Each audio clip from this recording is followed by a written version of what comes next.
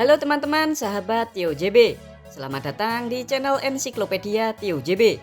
Sesuai hasil voting di komunitas, kali ini Mimin akan membahas tentang negara Somaliland. Apakah kalian pernah mendengar negara ini? Negara ini merupakan satu kesatuan dengan negara Somalia. Namun, Somaliland mendeklarasikan kemerdekaannya secara sepihak, sehingga negara ini tidak diakui sebagai negara yang berdaulat. Lalu saat ini bagaimana hubungannya dengan Somalia?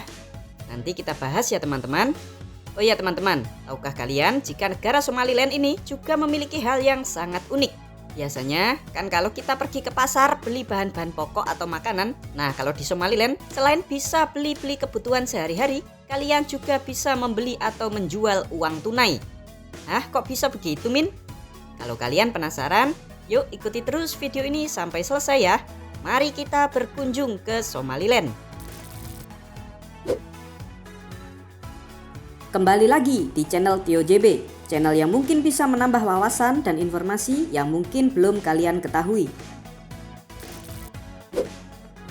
Pemukiman awal di negara Somalia sudah ada sekitar tahun 3000 sebelum Masehi dengan penemuan bukti arkeologis di kawasan Lasgil.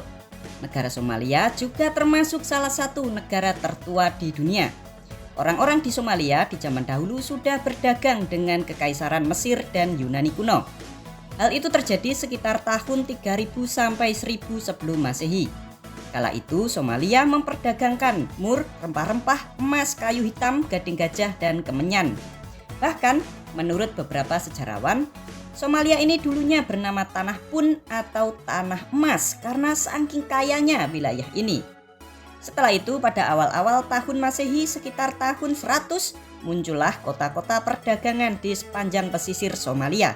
Seperti ada kota Moisilon, Opone, Malau, Sarapion, dan lain-lain. Kota-kota ini dijadikan daerah transit untuk barang-barang yang datang dari India, China, dan Nusantara. Mereka lalu dijual lagi ke kerajaan Romawi, Persia, Yunani, serta Arab. Selanjutnya, agama Islam masuk ke Somalia bagian utara sekitar abad ke-7 Masehi. Setelah Rasulullah dan para sahabat melakukan hijrah untuk menghindari kaum Quraisy. Saat itu Nabi Muhammad melakukan hijrah menuju Abyssinia atau saat ini bernama negara Ethiopia. Para sahabat lalu membangun masjid di kawasan Zeila, Somalia yang dinamakan Masjid Al-Qiblatain. Masjid ini merupakan salah satu masjid tertua di benua Afrika. Setelah itu dari kota-kota perdagangan tersebut muncullah beberapa kerajaan Islam di wilayah ini. Seperti ada Kesultanan Mogadishu, Kesultanan Ajuran, Kesultanan Ifat, Kesultanan Adal, serta beberapa kesultanan yang lain. Lalu pada tahun 1884, sejumlah wilayah Somalia dikuasai oleh penjajah Inggris dan Perancis. Lalu disusul oleh Italia yang menguasai Somalia pada tahun 1889. Wilayah Somalia yang diduduki oleh Perancis nantinya menjadi Republik Djibouti. Sedangkan wilayah Somalia yang diduduki oleh Italia dan Inggris disatukan menjadi satu, menjadi Republik Somalia pada tahun 1960. Pada tahun 1991, bekas wilayah Somalia jajahan Inggris memecahkan diri dari Republik Somalia dan mendeklarasikan diri sebagai negara baru yang bernama Republik Somaliland. Namun negara ini sampai sekarang masih belum diakui oleh PBB. Negara Somaliland ini mirip-mirip seperti Taiwan loh teman-teman. Berikut 7 fakta negara Somaliland. Tapi sebelum kita mulai, jangan lupa untuk subscribe channel Tio JB dan tekan tombol lonceng agar tidak ketinggalan info menarik lainnya dari Tio JB. Profil negara. Negara Somaliland bernama lengkap Republik Somaliland dengan kepala negara dan kepala pemerintahan dijabat oleh seorang presiden. Negara ini memiliki ibu kota yang bernama Kota Hargeisa. Secara geografis, negara Somaliland terletak di benua Afrika, tepatnya berada di tanduk Afrika, serta berbatasan dengan negara Somalia di sebelah timur, di sebelah barat dengan negara Djibouti, di sebelah selatan dengan negara Ethiopia, serta di sebelah utara dengan Teluk Aden. Luas wilayah negara ini sebesar 177.000 km persegi, dengan jumlah penduduk sebesar 5.741.086 jiwa. Untuk agama, Satu-satunya agama yang diakui oleh pemerintah Somaliland adalah agama Islam. Lalu untuk etnis, di negara ini terdapat 3 etnis, yaitu 66% etnis Isak, 18% etnis Darod, serta 16% etnis Dir. Lalu untuk bahasa resmi yang digunakan di negara ini ada 3 macam, yaitu bahasa Arab yang digunakan untuk khotbah agama dan mata pelajaran di sekolah. Bahasa Inggris digunakan sebagai bahasa pengantar pembelajaran di sekolah, serta bahasa Somalia sebagai bahasa sehari-hari masyarakat. Maka jangan heran ya teman-teman kalau banyak orang di Somaliland, terutama anak muda yang menguasai 3 bahasa ini sekaligus. Lalu untuk perekonomian, Somaliland merupakan negara yang kurang berkembang. Dengan gaji rata-rata pekerja di sini sekitar Rp600.000 sampai Rp1 juta per bulan. Negara ini perekonomiannya sangat bergantung pada sektor peternakan. Selain itu, Somaliland juga bergantung pada hasil pertanian serta devisa yang berasal dari tenaga kerja di luar negeri. Hasil peternakan Somaliland ekspor terbesarnya ke negara Ethiopia, Djibouti, Uni Emirat Arab, serta Arab Saudi. Sedangkan mata uang yang digunakan di sini bernama siling Somaliland, dengan kurs 1 siling setara dengan Rp1,7. Negara tanpa uang tunai. Tahukah kalian teman-teman, jika di negara ini uang tunai sudah tidak lagi bernilai. Uang siling Somaliland bahkan banyak dijual belikan di pasar-pasar dan pinggir jalan. Gunanya untuk top up saldo uang digital serta bisa dibeli untuk oleh-oleh bagi turis yang mengunjungi negara ini. Kenapa bisa begitu?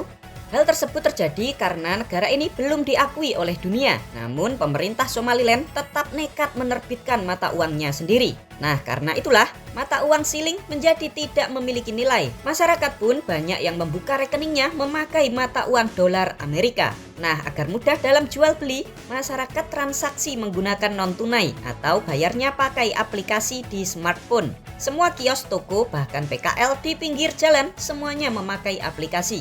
Uang tunai di negara ini sudah tidak berharga dan dianggap seperti kertas mainan. Kalian kalau mau beli uang tunai juga bayarnya harus pakai aplikasi. Sistem transaksi non tunai ini ternyata sudah lama diberlakukan di negara Somaliland. Tepatnya dimulai pada tahun 2009 yang lalu. Saat ini uang tunai di Somaliland sudah hampir punah teman-teman, dan hanya digunakan oleh segelintir masyarakat, terutama kalangan orang-orang yang sangat miskin. Negara peternakan. Negara Somaliland, pendapatan ekspor terbesarnya berasal dari peternakan, seperti peternakan domba, kambing, serta onta. Negara ini juga dikenal memiliki salah satu pasar ternak terbesar di dunia. Dalam sehari, sekitar 10.000 ternak dijual dan banyak dikirim ke negara-negara Arab dan Timur Tengah. Negara ini hanya memiliki sedikit sekali sumber daya alam, termasuk minyak bumi yang baru akan dieksplorasi. Wisata di Somaliland. Sebagian besar wisatawan yang masuk ke negara ini berasal dari jalur darat melalui negara Djibouti atau Ethiopia. Meskipun negara ini bukan negara pariwisata, namun ada sejumlah wisata yang sangat indah dan menarik. Yang pertama, kalian bisa mengunjungi Lasgil yang letaknya di sebelah utara ibu kota Hargeisa. Tempat ini merupakan goa yang di dalamnya terdapat lukisan purba yang berwarna-warni yang sangat cantik teman-teman. Diperkirakan lukisan ini digambar oleh manusia sekitar tahun 9000 sebelum Masehi sampai 2500 sebelum Masehi. Wisata kedua yang bagus di negara ini ada Nasa Hadblod yang letaknya di barat Somaliland. Di sini terdapat 2 gunung kembar yang sangat mempesona dengan background gurun pasir. Yang ketiga, kalian bisa mengunjungi kota pantai Berbera. Di sini kalian bisa menikmati keindahan pantai Somaliland sambil melihat pemandangan Teluk Aden yang mempesona. Untuk tiket pesawat Jakarta Hargeisa pulang pergi sekitar Rp12 juta per orang. Negara yang tidak diakui. Meskipun sudah menyatakan sebagai negara yang merdeka sejak tahun 1991 dan memiliki pemerintahannya sendiri, namun negara Somaliland hingga saat ini masih belum diakui oleh dunia. Hal ini dikarenakan statusnya yang masih digugat oleh Somalia. Somalia menganggap Somaliland adalah wilayahnya, sedangkan Somaliland menganggap dirinya sudah merdeka dan melepaskan diri dari Somalia. Nah, karena statusnya masih menggantung gak jelas, maka negara-negara di dunia juga tidak ada yang mengakui kedaulatannya. Sungguh kasihan ya teman-teman. Negara Islam. Negara ini hanya mengakui agama Islam, terutama aliran Sunni, sebagai satu-satunya aliran kepercayaan.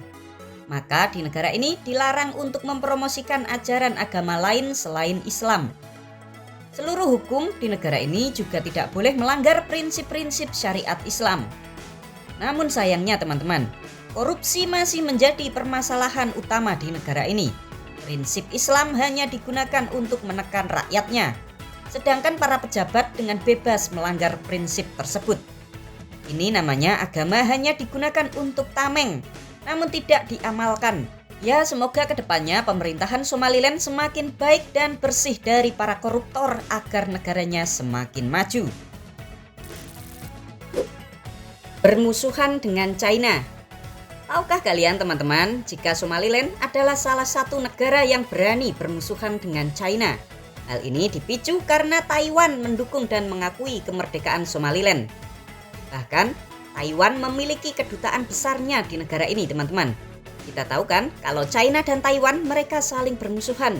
China dekat dengan Somalia, sedangkan Taiwan dekat dengan Somaliland. Saking geramnya negara China melihat Somaliland dekat dengan Taiwan, negara China sampai membangun pangkalan militer pertamanya di Afrika yang dibangun di negara Djibouti yang berbatasan dengan negara Somaliland. Hal unik di Somaliland. Tahukah kalian teman-teman, jika di negara ini tidak memperbolehkan penjualan dan konsumsi minuman beralkohol. Moto atau semboyan negara Somaliland adalah kalimat syahadat. Patut kalian ketahui, dari 5,7 juta penduduk, 1 juta diantaranya ternyata bekerja ke luar negeri sebagai tenaga kerja asing. Ya, mirip-mirip seperti TKI gitu teman-teman. Demikianlah 7 fakta negara Somaliland. Sebuah negara yang belum diakui oleh dunia, namun memiliki hal unik dan menarik di dalamnya. Terima kasih ya teman-teman, semoga dapat menambah informasi dan pengetahuan bagi kita semua. Bagaimana menurut kalian? Seperti biasa, jangan lupa untuk komentar di bawah dan ikuti terus video-video menarik lainnya dari DOJB.